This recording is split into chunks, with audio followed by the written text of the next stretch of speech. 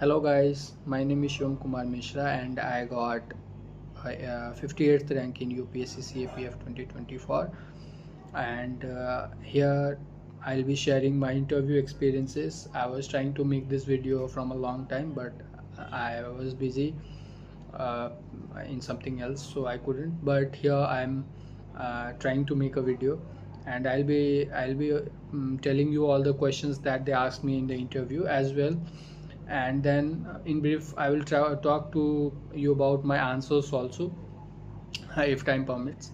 So I'm a little nervous. It's my first video on YouTube, but I'm here making this video only because last year this time I was watching all the interviews by previous candidates, of previous years, and I was trying to look for the clues and the advices and the areas they prepared and what advice they gave, and those actually really worked, some of the advices given by previous candidates. So I think this video of mine might help some of the candidates in upcoming batches like 2025 batch and 2026 batch. That's why I'm making this video. So I got a total of 125 marks, 125 in the interview, and yeah, it's total of 150 and I got 125 marks. So I was on the higher end of marks. The average marks are around uh, good marks are around 110, 115 are considered good marks, but I got 10 marks more than good score. So I would also try to delve a little bit into that what I did and what might have worked, because it's a very subjective area. Everyone knows about that. So I would try to think and analyze with you that where I might have gone correct or right.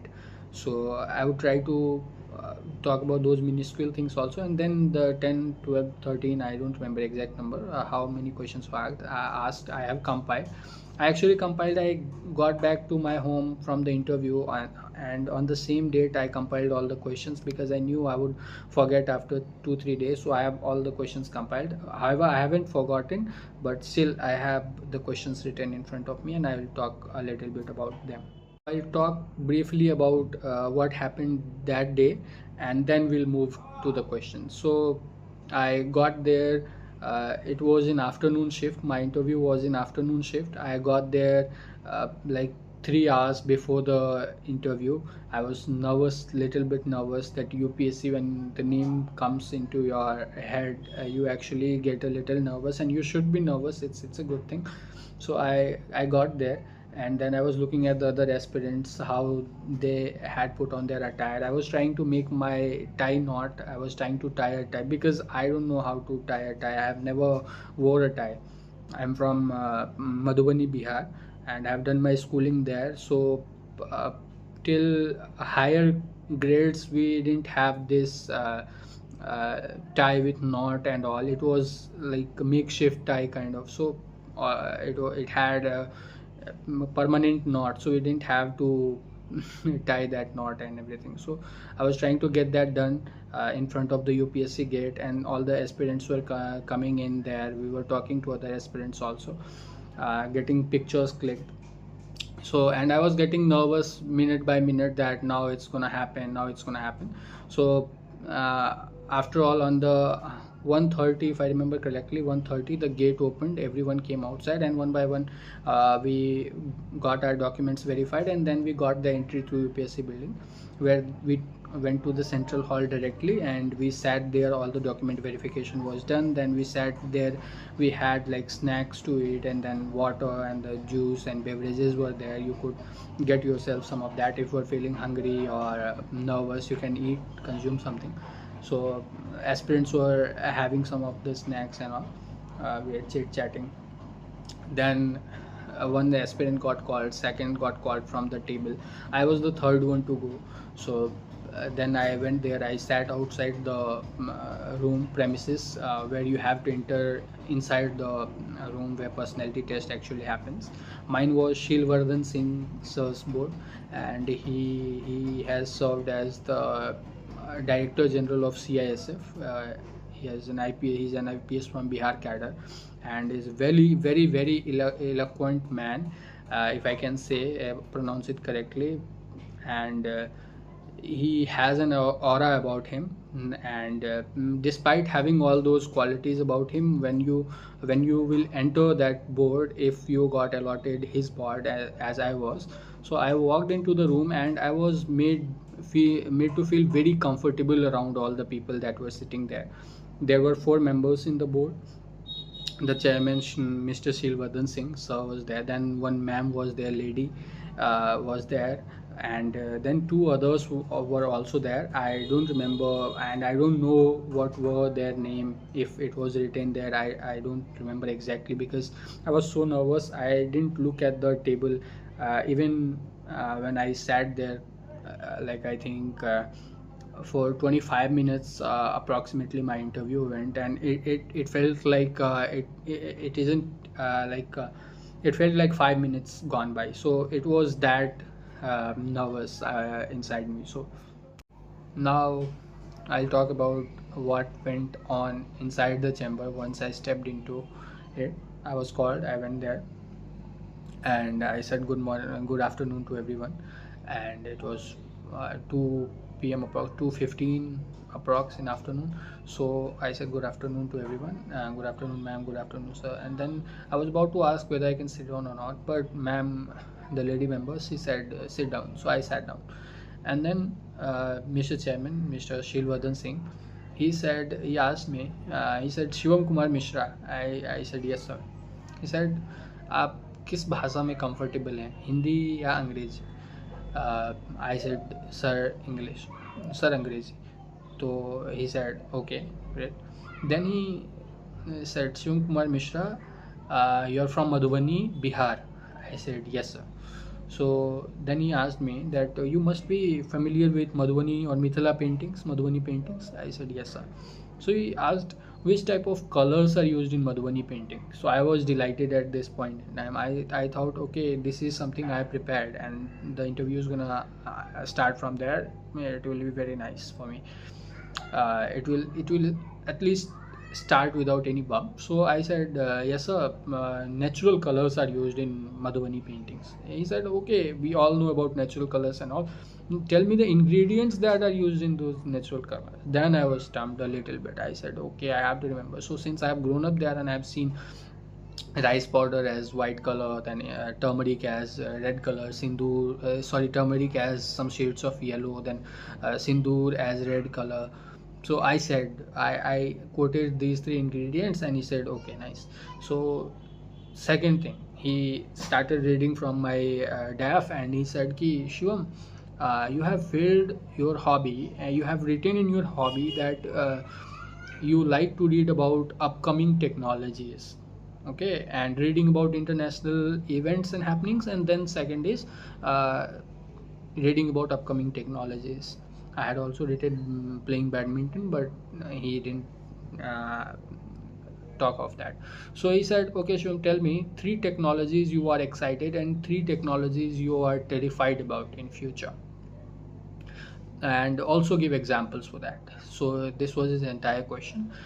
And at this point I was thinking, if I'll start telling about 3 technologies that are very exciting to me, and then 3 technologies which are very I'm terrified about, and then giving examples for all these 6, then it will get very long answer. And when you give long answers, there is a probability of you saying something incorrect. So in that split moment I thought, no, I'll do something clever. So I said, sir, there is not a very big differentiation between the technologies I'm excited about and the technologies I'm terrified about.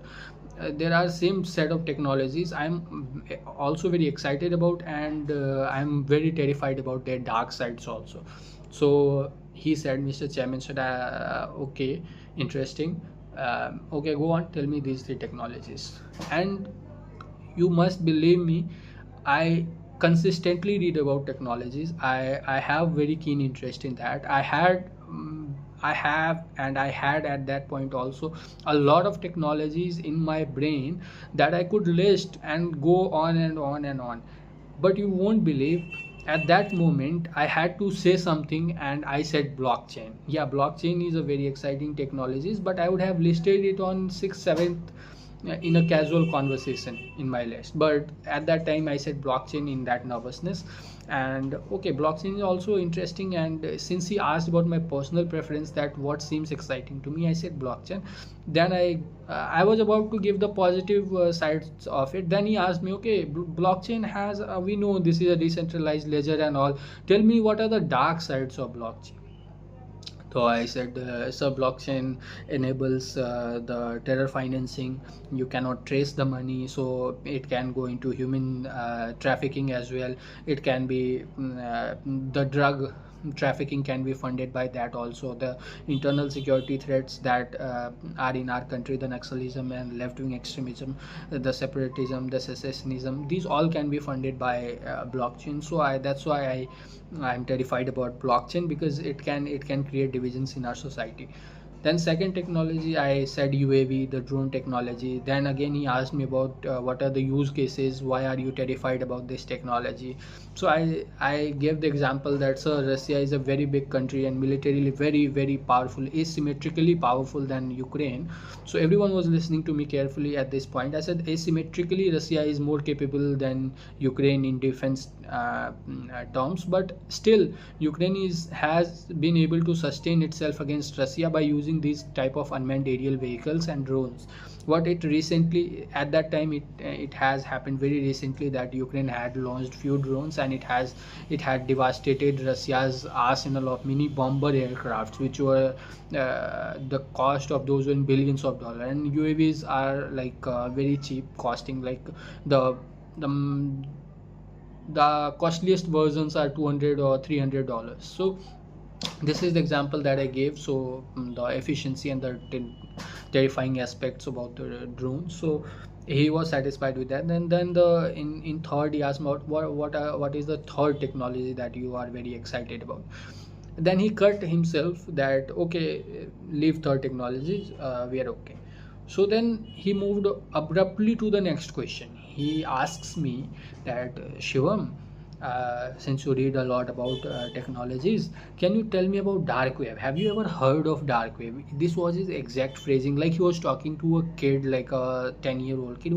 He asked me, okay, Shivam, we have heard about dark web. Can you tell me what is dark web? Have you ever heard of dark web? So I said, yes, sir, I've heard of dark web.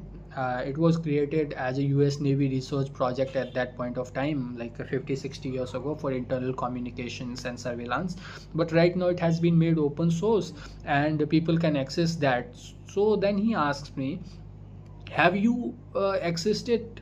So I said, yes, I have accessed it. So now when I came back from my interview, some of my friends were saying, why did you say that? This is a shady thing, you shouldn't have said it. But at that point I thought they would think I'm very technologically able. So I said, yes, so I have accessed it. So everyone looked at me keenly, like, how have you accessed it? I said, sir, there's onion browser, you have to download it, you have to open the VPN, then through a proxy server you can just access dark web. So then he asked me some more questions. What did you see there? Was there something that was very terrifying on the dark web? And these type of things. I said, yes, there were many terrifying things on dark web. The prostitution, the child pornography, the arms trafficking, the credit card listings, illegal credit card listings, and the piracy of various books as well as movies. These were the least of the terrifying things that were listed there. So he said, okay, okay. So then he asked me, okay, how do you purchase something on dark web? I said, it's a cryptocurrency. He said, have you ever bought crypto? I said, so I was trying to buy crypto like 6-7 years ago when I was literally a kid, but I didn't buy because it was asking for some documentation, and also I thought it's a hassle and I didn't buy it. So there were some hassles and I didn't buy it. He said, okay, okay, which crypto were you trying to buy? I said, it's a Cardano. He said, Bitcoin. I said, no, so it was very costly, so I was trying to buy Cardano. So okay, okay, why? I said, so it was giving a lot of returns, so I thought I'd buy it. Oh, yeah. Someone smiled a bit and then we moved on. Okay, then he asked me, okay, have you heard of e-rupee of RBI? What is it? We talked about it. Then And then he told me that okay, and he signaled to other member to ask me questions. Okay, take over now, you take over, something like that he said. And then other member, he asked me about internal conflicts in Bangladesh when Sheikh Hasina was in power. He said, Shivam, tell me, when Sheikh Hasina was in power in Bangladesh, what were the issues in Bangladesh, and what were the issues that compelled her to resign, and what were the situations like? Can you describe? So I said, yes, sir. There were very vicious protests by students, as well as the inflation. And also he said, what was the issue of students? I raised the reservation issue that was there. I said, sir, a reservation issue was there. She was trying to give the children and the offsprings and the other upcoming generations of freedom fighters who fought in Bangladesh Liberation War 30 to 35% reservation or something like that figure was there, which was very controversial, and students thought their rights are being taken away. So they protested against it, and it got very violent. And then she compares the students to Razakar, and Razakars, which was a militia in medieval times. So it was very offensive to the public, and they rose against her. So then he asked, okay, tell me, what is the status of Sheikh Hasina right now? She is, where is she? I said, sir, India. So what is her status? So I said, she has refugee status. So he asked me, are you sure? I said, sir, I'm not exactly sure. So he again asked me, pressed me, okay, tell me, what is the status of her? What can you say? Sir, I said, sir, she is seeking asylum in India, but India haven't given the asylum to her right now politically. So this is what I'm aware of in total. He said, okay, okay, great. Uh, then the second member, after that, he signaled to the third member to ask questions. But in meantime, the chairman, he again got interested somehow, I don't know how. So Mr. Shilvardhan Singh, he got interested. He asked me one question. Shivam, tell me one thing.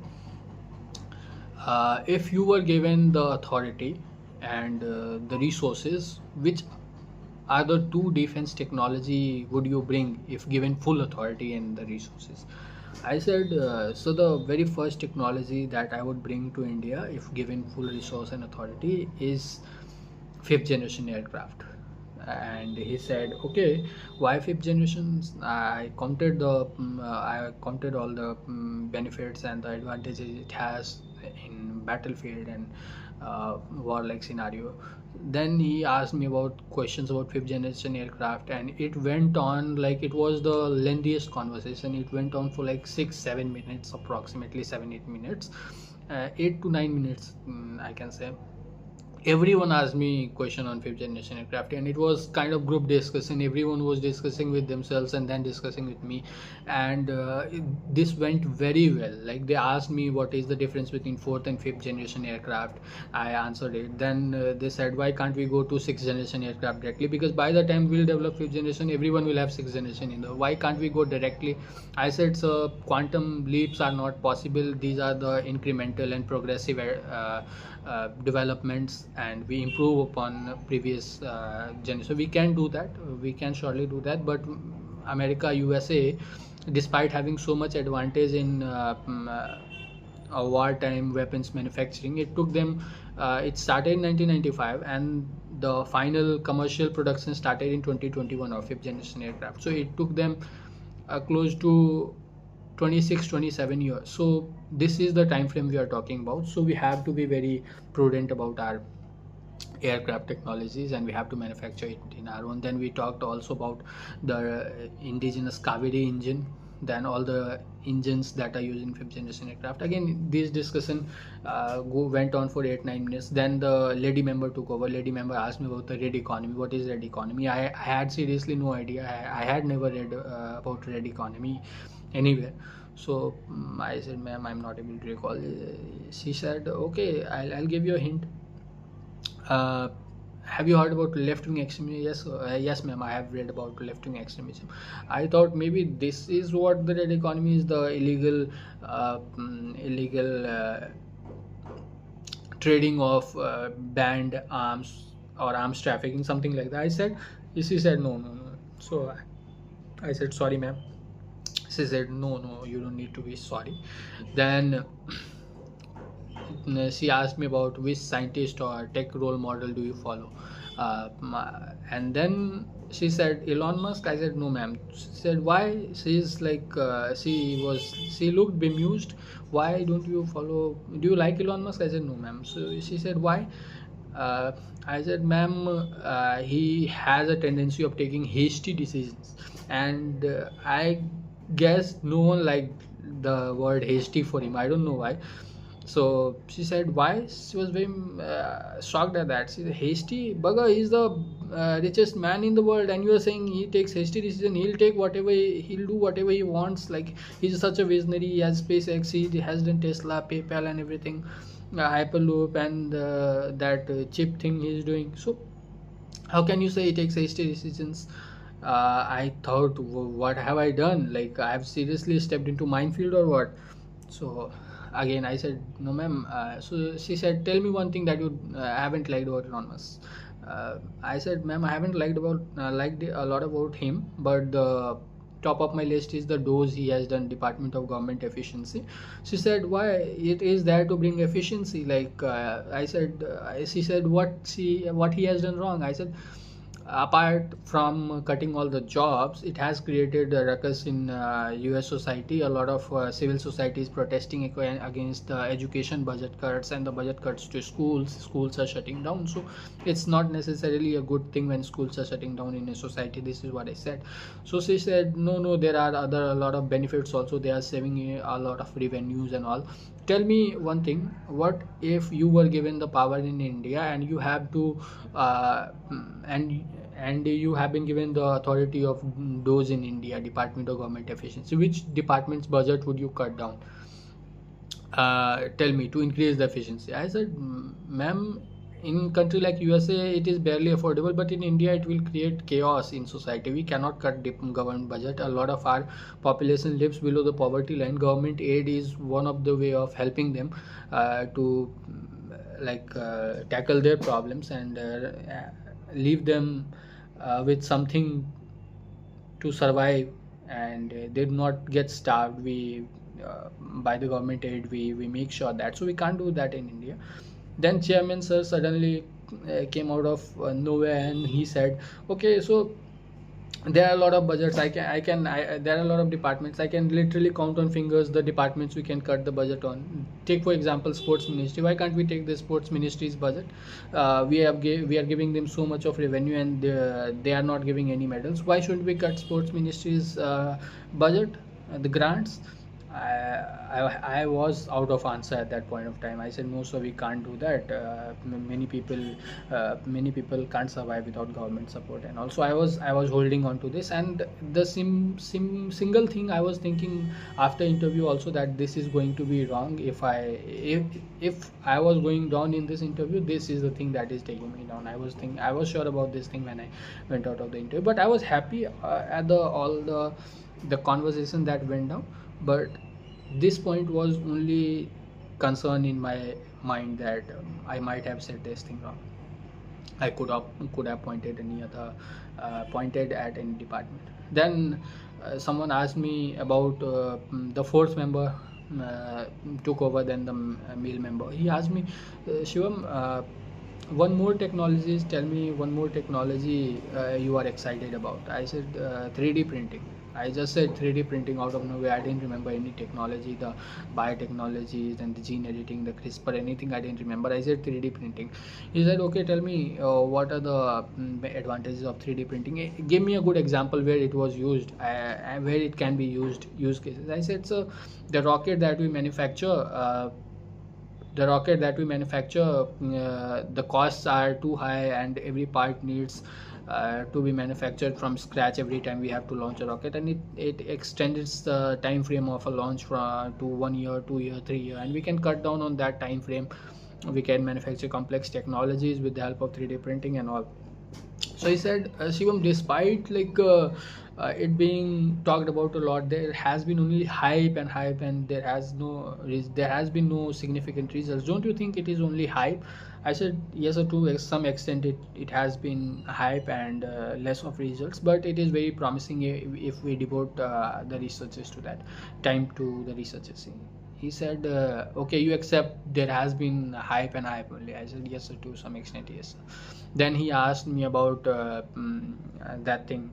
The three only question that came from polity was this: tell me about recently the CRPC and IPCs have been changed. India's criminal laws have been changed. Which are the laws that have been changed? So I said this: IPC, CRPC, and Evidence Act. I said. Then he asked me about what are the new changes. Can you tell me two or three changes? At that point, I had no idea. I didn't remember because it was like 1 year ago, 1.5 years ago. This came in January, February last year in 2023 or something. It came out. So I didn't remember the nitty gritty of the laws. So I don't remember the exact. Then he said, okay, okay, no issues, no issues. So this was the whole interview. Then I was also said by two or three members, okay, you are done. Then chairman again came out of nowhere. He said, Shivam, tell me one thing. This is your last question. Tell me one thing. So you have studied from Bihar board. You have done your schooling from Bihar board. I said, yes sir. So I have heard till class 10th there is no English in Bihar board, and it's not compulsory to study English. So tell me, where do you get this fluency of yours in English? How have you learned that? Tell me how. I would also like to learn. I would also like to talk with this fluency. I smiled a little bit because he was talking in English, and then he was asking me about fluency, and also everyone chuckled a bit. Then he said, how have you learned this? I said, so when I got out of the school, my high school, and I thought of doing intermediate and all, the syllabus was all in English. So I thought I can't study like after 11th or 12th or even 10th if I don't know English in particular. So I started watching a lot of English news, web series, movies, and sitcoms, and everything that was in English started consuming that. I started reading newspapers, and also I started picking words, forming sentences, and day by day, by the time I was in graduation first or second year, I was able to converse properly in English, and till this time I have been adding up words and sentences, and I have been learning new words, and this is how I am gaining day by day. So he said, okay Shivam, this was a great it was great talking to you. You may go now. So this was the whole interview experience. So after this, I went to the area where we were sitting. We weren't permitted to go there, but I had kept my bag there. So I took my bag and I exited from the building. And then while exiting, I had a feeling in me that I have done well in this interview, because I don't know how I conveyed my questions to you and answers to you, but my interview was very well. Like 3 or 4 times they said, good answer, very good, very good, 3 or 4 times. So I was assured that my interview is going well, but I thought, okay, 110 might be the place where they draw the line, but again I got 125 marks. I was very happy, and because of this 125 I was able to secure 58th rank this year. So hopefully, fingers crossed for the allocation and all, but right now nothing has come. Let's hope for the best. Okay, so any questions if you have, please drop in comments. We'll try to answer that. If you don't have any questions, great, best of luck for the next interviews.